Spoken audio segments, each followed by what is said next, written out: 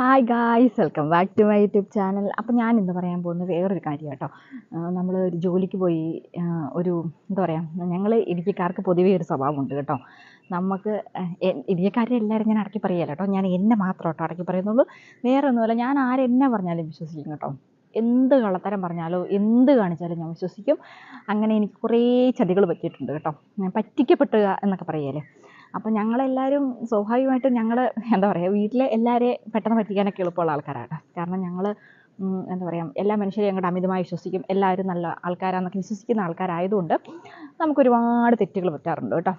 ചെന്നെല്ലാം ചതിയിലൊക്കെ ചെന്ന് ചാടാറുള്ളൂ. അപ്പോൾ അങ്ങനെ ഞാൻ ഇങ്ങനെ ഒരു കടയുടെ ഫ്രണ്ടിൽ നിൽക്കും കേട്ടോ. ഞങ്ങളുടെ സിറ്റിയിൽ, ഞങ്ങൾ നടുമറ്റം സിറ്റി, രാജകുമാരി സിറ്റിയുടെ അടുത്തുള്ള ഒരു സിറ്റി കേട്ടോ നടുമറ്റം. സിറ്റി എന്നൊന്നും പറയാൻ പറ്റില്ല, ചെറിയ കുഞ്ഞുണ്ട് കടകളൊക്കെ ഉള്ളൊരു സ്ഥലം കേട്ടോ. അവിടെ നിന്നപ്പോഴാണ് ഇങ്ങനെ ജോലി ഒഴിവുണ്ട്, ആളെ ആവശ്യമുണ്ട്, ജോലിക്ക് ആളെ ആവശ്യമുണ്ട്, സാലറി 15,000 രൂപ തൊട്ട് 20,000 രൂപ, ഓഫീസ് സ്റ്റാഫിന് ആവശ്യമുണ്ടെന്നൊക്കെ പറഞ്ഞൊരു പരസ്യം ഒരു കടയുടെ ഫ്രണ്ടിൽ ഇങ്ങനെ ഒട്ടിച്ചേക്കുന്നു കേട്ടോ. അപ്പോൾ ഡിഗ്രിയൊക്കെ കഴിഞ്ഞ് ഞാൻ പറഞ്ഞല്ലോ 2-3 സ്ഥലത്തോടൊക്കെ തെണ്ടിപ്പറിക്കൊക്കെ നടന്നിട്ട് പഞ്ചാബിൽ പോയിട്ടുണ്ടായിരുന്നു. അവിടെ നിന്ന് ജോലി സെറ്റാവാതെ നമ്മളിങ്ങനെ വന്ന് നിൽക്കുമ്പോഴാട്ടോ ഇങ്ങനെ ഒരു പരസ്യം കണ്ടത്. അപ്പോൾ ഇങ്ങനെ കണ്ടു കഴിഞ്ഞപ്പോൾ ഞാൻ ഓർത്തു, ഓ ശരിയായിരിക്കും, നല്ല സ്ഥലമായിരിക്കും, സാലറി ഉണ്ടല്ലോ, ഓഫീസ് വർക്കാണല്ലോ, പെണ്ണുങ്ങൾക്ക് പറ്റിയ പണിയായിരിക്കും എന്നൊക്കെ ഓർത്താട്ടോ ഞാൻ ശരിക്കും ഇതിനകത്ത് ഇറങ്ങി തിരിച്ചത്. അപ്പോൾ ഞാൻ ഈ സ്ഥലത്തേക്ക് ഞാൻ ജോലിക്ക് വേണ്ടി പോയി കേട്ടോ. അപ്പം അവിടെ ചെന്ന് കഴിഞ്ഞപ്പോഴത്തേക്കും ഒരു ഓഫീസ്, എന്താ ഓഫീസിൻ്റെ പേരൊന്നും ഞാൻ പറയുന്നില്ല, ഒരു പുസ്തക കച്ചവടത്തിൻ്റെ ഓഫീസാട്ടോ, പുസ്തകത്തിൻ്റെ മാർക്കറ്റിങ്ങിൻ്റെ ഓഫീസാണ്. പക്ഷെ നമ്മളോട് പറയുന്ന ഓഫീസ് വർക്ക് എന്നൊക്കെ പറയുമ്പോൾ നമ്മളോർത്ത് അവിടെ എന്തെങ്കിലുമൊക്കെ പരിപാടിയാക്കി ആയിരിക്കും എന്നാണ് ഞാൻ ഓർത്തത്. അവിടെ ചെന്ന് കഴിഞ്ഞപ്പോൾ ഇൻ്റർവ്യൂ അറ്റൻഡ് ചെയ്തു. പ്രത്യേകിച്ച് ഇൻ്റർവ്യൂവിന് എന്താണ്ടൊക്കെ ചോദിച്ചു കേട്ടോ. അപ്പോൾ നമ്മളതിനൊക്കെ ആൻസർ ഏകദേശമൊക്കെ പറഞ്ഞു കഴിഞ്ഞപ്പോൾ എന്നോട് പറഞ്ഞു, ഇത്തര സെലക്ട് ആയെങ്കിൽ നമ്മൾ വൈകുന്നേരം വിളിച്ചു പറയുന്നതായിരിക്കും കേട്ടോ എന്ന് പറഞ്ഞു കേട്ടോ. സെലക്ട് ആയില്ലെങ്കിൽ വിളിക്കാമെന്നും പറഞ്ഞു. വൈകുന്നേരം സെലക്ട് ആയി. അപ്പോൾ നമുക്കിവിടെ ഒരു റിലേറ്റീവിൻ്റെ വീടുണ്ടായിരുന്നു, കോട്ടയത്തായിരുന്നു ഇൻ്റർവ്യൂ നടന്നത്. എൻ്റെ സ്വന്തം റിലേറ്റീവ് അച്ഛയുടെ അനിയൻ്റെ വീട് ഈ പിഴകിലുണ്ടായിരുന്നു. അപ്പം ഞാൻ അവിടെ നിന്നാട്ടോ പോയത്. അപ്പം ഞാനവിടെ ചെന്ന് കഴിഞ്ഞപ്പം ഇൻ്റർവ്യൂവിന് പോയി പങ്കെടുത്തു. ഇൻ്റർവ്യൂവിന് കിട്ടി. നെക്സ്റ്റ് ദിവസം വന്ന് ജോയിൻ ചെയ്തോളാൻ പറഞ്ഞു. ഞാൻ ചെന്നു കേട്ടോ. ചെന്ന് കഴിഞ്ഞപ്പം എന്നെ കൊണ്ട് ആളുടെ പേരൊന്നും ഞാൻ പറയുന്നില്ല, ഒരാൾ പോയത് ഒരു കോളേജിലാണ് പോയി, BCM കോളേജിലാണ് ഫസ്റ്റ് പോയത്. അപ്പോൾ അവർ പറയുന്നു, ഇതിൻ്റെ പുസ്തകമൊക്കെ കാണിച്ച് പിച്ച് ചെയ്യാന്ന് കേട്ടോ അവർ പറയുന്നത്. വെച്ചാൽ നമ്മൾ പുസ്തകം എടുപ്പിക്കണം, പറഞ്ഞ് അവരെ മയക്കി പുസ്തകം എടുപ്പിക്കണം, അതാണ് ജോലി. അപ്പം അന്നേരവും എനിക്ക് മനസ്സിലായില്ല ഇതെന്നാന്ന്. അത് കഴിഞ്ഞ് കുറച്ച് കഴിഞ്ഞപ്പോഴത്തേക്കും ഇതാണ് പരിപാടി, ഇങ്ങനെയാണെന്നൊക്കെ പറഞ്ഞു കഴിഞ്ഞപ്പോഴത്തേക്കും പിന്നെ നമ്മൾ മനസ്സിലാക്കുന്നത്, അയ്യോ ഇതാണ് സംഭവം. അതിനകത്ത് നമ്മളെ പറഞ്ഞ് മയക്കാന്ന് വെച്ചാൽ നാളെ മാനേജരാകും. ഇതിന് മുന്നേ ഇരുന്നൊരു പെണ്ണായിരുന്നു മാനേജർ. അവർക്ക് വണ്ടി മേടിച്ചു, അവരങ്ങനെ ചെയ്തു, ഇങ്ങനെ ചെയ്തു, അവർ നല്ല നിലയിലെത്തി, അവർ ഉയർന്നു പോയി എന്നൊക്കെ പറയുമ്പോൾ ഞാൻ സത്യത്തിൽ ഓർത്തത് എന്താണെന്ന് വെച്ചിട്ടുണ്ടെങ്കിൽ ശരിക്കും ഇത് സത്യമായിരിക്കും എന്ന് ഓർത്തു. അങ്ങനെ നമ്മൾ അവിടെ നിന്നു. നമ്മൾ 6 പുസ്തകം തരും, 6 പുസ്തകം വിറ്റുകൊണ്ട് വരണം. 6 പുസ്തകം എന്ന് വെച്ചാൽ വായ്ത്താളമാണ് ഇതിന് ഏറ്റവും ആവശ്യമായിട്ട് വേണ്ടത്. അതെനിക്ക് ഒട്ടുമില്ല. പെട്ടെന്ന് ആരെങ്കിലും നെഗറ്റീവ് പറഞ്ഞ് പെട്ടെന്ന് നെർവസ് ആവുന്ന സ്വഭാവം എനിക്ക്. അപ്പോൾ ഇവർ നമ്മളെ വിടുവാണ്, ഓരോ സ്ഥലങ്ങളിൽ കൂടെ നമ്മൾ പോവുക, പുസ്തകമായിട്ട് പോയി ചെന്ന് കഴിയുന്നു. നമ്മൾ എന്നെക്കൊണ്ടൊന്നും ഒരെണ്ണം പോലും മാക്സിമം വിൽക്കാൻ പോലും എന്നെക്കൊണ്ട് പറ്റുകയില്ല. കാരണം ഞാൻ വർത്താനം പറഞ്ഞാൽ അങ്ങനെയൊന്നും ഏക്കിയേല. ചിലരൊക്കെ എന്ന് പറഞ്ഞാൽ പറഞ്ഞ് സെറ്റപ്പാക്കി അങ്ങ് വിൽക്കും കേട്ടോ. പക്ഷെ എന്നെക്കൊണ്ടത് പറ്റത്തില്ല. പുസ്തകം വിൽക്കുകയെന്ന് അവർ പറയുക കേട്ടോ. അങ്ങനെ പറഞ്ഞ് പെറുക്കിയൊക്കെ ഒരു വിധത്തിൽ. അപ്പോൾ അതിനകത്തുനിന്ന് 500 രൂപയുടെ ഒരു പുസ്തകം വിറ്റ് അതിനകത്തുനിന്ന് 100 രൂപ കിട്ടും. അതാണ് നമ്മുടെ സാലറി. അങ്ങനെയാണ് നമ്മൾ ജോലി ചെയ്യേണ്ടത്. അങ്ങനെ കാടും മേടും ഈ ഭയങ്കര വെയിലായിരുന്നു. ഈ കോട്ടയം സ്ഥലം മൊത്തം വെയിൽ. അപ്പോൾ ഈ പ്രദേശങ്ങളിൽ മൊത്തം പാല, കോട്ടയം, ആ പ്രദേശങ്ങൾ മൊത്തം ഞാൻ പുസ്തകം വിൽക്കാൻ നടന്നിട്ടുണ്ട് കേട്ടോ. അങ്ങനെ പുസ്തകം വിൽക്കാൻ നടന്നപ്പോഴും ഞാൻ ഓർക്കണേ, എന്നെ നാളെ മാനേജരാകുമല്ലോ, ചില കഷ്ടപ്പെട്ടാലും നാളെ മാനേജരാകുമല്ലോ എന്ന പ്രതീക്ഷയിലാട്ടോ നമ്മൾ നിൽക്കുന്നത്. എല്ലാവരും പറഞ്ഞ് പറ്റിച്ച് കഴിഞ്ഞിട്ടുണ്ടെങ്കിൽ മാനേജരാകുമായിരിക്കും, പക്ഷെ എന്നെക്കൊണ്ടാകാൻ പറ്റത്തില്ല. അങ്ങനെ നമ്മൾ കഷ്ടപ്പെട്ട് ചുമ്മാ ആയുസ്സും ആരോഗ്യം കളഞ്ഞ് വെയിലും കൊണ്ട് ഒന്നാതെ കറുത്തായിരിക്കുന്ന അതിൻ്റെ പുറത്തോട് കരി പോലെ കറുത്തും കൂടെ പോയി കേട്ടോ. അതുപോലത്തെ വെയിലായിരുന്നു ഒന്നാമത്തെ കാര്യം. ഈ വെയിലും കൊണ്ട് ഞാൻ പുസ്തകം വിട്ട് ലാസ്റ്റ് എന്നെക്കൊണ്ട് പറ്റത്തില്ലാതെ വരെ വന്നു കേട്ടോ. വീട്ടിൽ നിന്നാണെങ്കിൽ ഭയങ്കരമായിട്ട് വിളിച്ചു, നീ തിരിച്ചു വരണം, നിനക്ക് വേറെ എവിടെയെങ്കിലും ജോലിക്ക് പോകണം, നീ തിരിച്ചു വരണം എന്ന് പറഞ്ഞു. ഞാൻ ഇല്ല, നാളെ എനിക്ക് മാനേജറാവാനുള്ളത്, അതുകൊണ്ട് ഞാൻ പോരികയെന്ന് പറഞ്ഞു വീട്ടിൽ നിന്ന് ഇങ്ങനെ പറഞ്ഞു. പക്ഷെ ഇവർ പറഞ്ഞ് നമ്മളെങ്ങനെ വെച്ചേക്കുക, നാളെ മാനേജരാകും, നാളെ വലിയ നിലയിലെത്തും, അങ്ങനെ ഇങ്ങനെയാന്നൊക്കെ പറഞ്ഞു കേട്ടോ.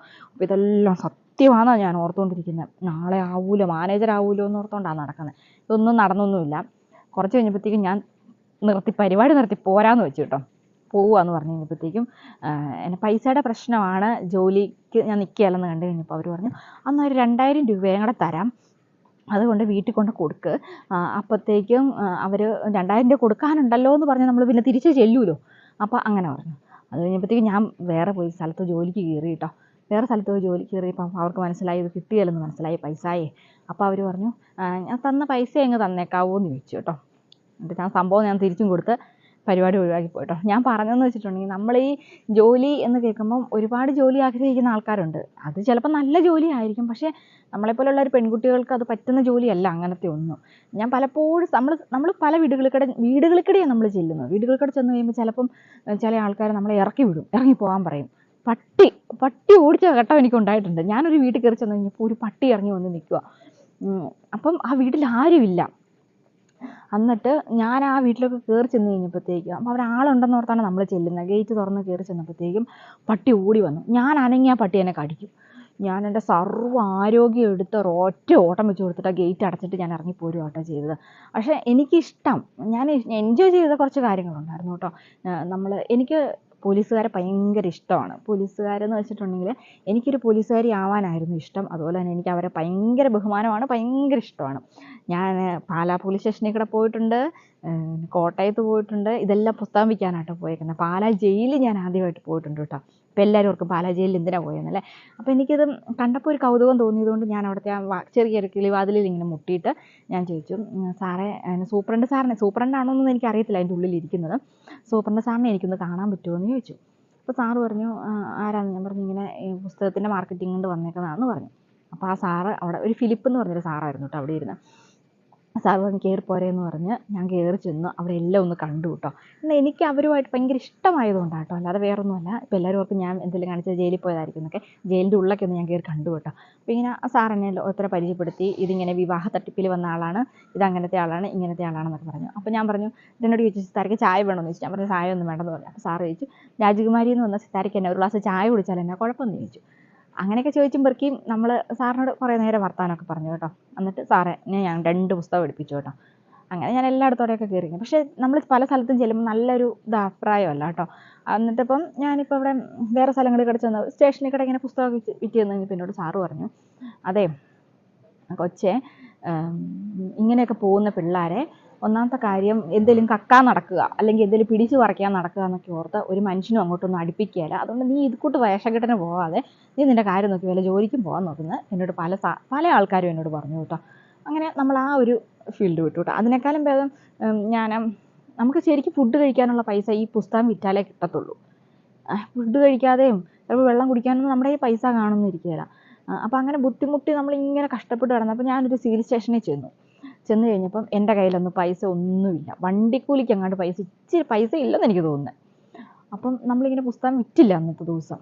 അപ്പം എന്തോ ഒരു ദൈവദൂതനെ പോലെ ഒരു മനുഷ്യൻ, ആ മനുഷ്യനെ ഞാൻ ഇന്നും ഓർക്കുന്നു. ആ മനുഷ്യൻ എന്നോട് പറഞ്ഞു, ഞാനിങ്ങനെ പറഞ്ഞു കഴിഞ്ഞപ്പോൾ എന്നോട് പറഞ്ഞു, പുസ്തകമൊന്നും വേണ്ട, പക്ഷേ ഇത് നിൻ്റെ കയ്യിലിരുന്നോട്ടെ, നിൻ്റെ കയ്യിലിരുന്നോട്ടെ, നീ വല്ല വെള്ളം മേടിച്ച് കുടിക്കുമോ അല്ലെങ്കിൽ നിൻ്റെ കയ്യിൽ ഇതിരുന്നോട്ടെ പൈസ, എനിക്ക് പുസ്തകമൊന്നും വേണ്ട, പിന്നീട് ഒരു ദിവസം വരുമ്പോൾ ഞാൻ മേടിച്ചോളാം എന്ന് പറഞ്ഞ് അദ്ദേഹം എനിക്ക് 100 രൂപ തന്നു കേട്ടോ.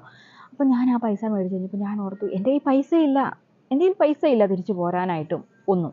അപ്പം എന്ത് റിസ്ക് പിടിച്ച പരിപാടി ഞാൻ ഏറ്റെടുത്തതെന്ന് ഞാനിപ്പോൾ ഓർക്കുക കേട്ടോ. അതൊക്കെ ഓർക്കുമ്പോൾ എനിക്ക് ശരിക്കും പേടിയാവുന്നുണ്ട്. ഇന്നൊക്കെ എനിക്ക് പേടിയാട്ടോ. അന്നൊക്കെ പോലത്തെ ഒന്നുമല്ല, ഇന്ന് അത്രയ്ക്കുള്ളൊരു ചങ്കൂറ്റമൊന്നുമില്ല കേട്ടോ. അപ്പം എല്ലാവർക്കും വീഡിയോ ഇഷ്ടപ്പെടുന്നതായിരുന്നു. ഇഷ്ടപ്പെട്ട ലൈക്ക് ചെയ്യുക, ഷെയർ ചെയ്യുക, കമൻറ്റ് ചെയ്യുക, സബ്സ്ക്രൈബ് ചെയ്യുക. ചാ